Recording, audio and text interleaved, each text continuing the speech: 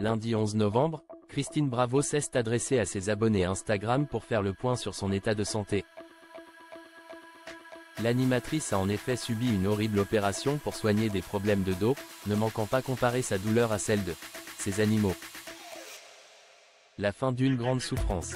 La semaine dernière, Christine Bravo levait le voile auprès de ses abonnés Instagram sur le mal qui est l'handicap depuis de longs mois, elle qui s'est exilée en Corse avec son mari Stéphane Bachot.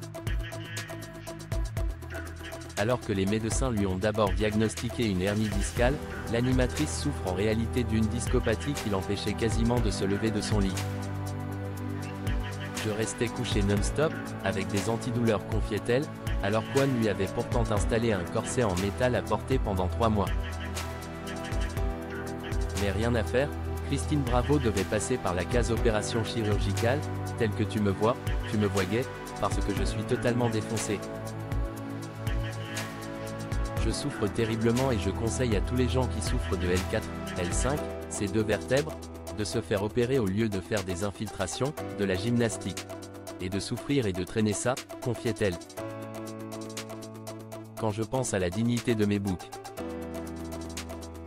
L'animatrice est donc passée sous le bistouri le week-end dernier et n'a pas manqué de tenir informé ses abonnés ce lundi, en pleine récupération.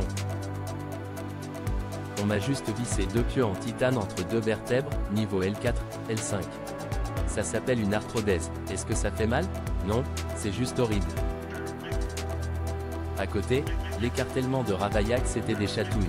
Bref, paraît que ça va passer, a-t-elle confié, toujours depuis sa chambre d'hôpital.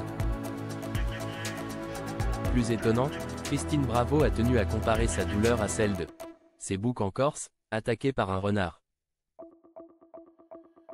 Quand je pense à la dignité de mes boucs, qui après avoir été déchiquetés par un renard, n'ont pas moufté, pas gémi, pas pleuré, et qu'ils souriaient au vétérinaire en se faisant recoudre, sans parler de mon chien encorné par un sanglier, mâchoire pendante, qui remuait la queue pendant ses soins, je me trouve minable, ajoute-t-elle.